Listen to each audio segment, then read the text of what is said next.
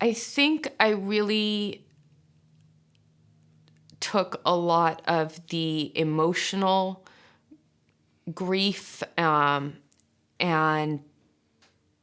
sort of transformed it into physical pain because I was holding a lot in. I wasn't able to articulate a lot of my feelings. And so I not just closed down emotionally and verbally, but also kind of really physically held it in and really, kept my body very tight to kind of hold all of that.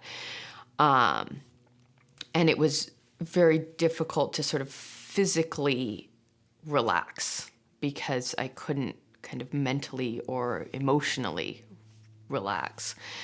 And so I think a lot of the pain just came from being so tense and from holding all of that in. It definitely, eventually realized that my body was grieving when I wasn't necessarily conscious of it.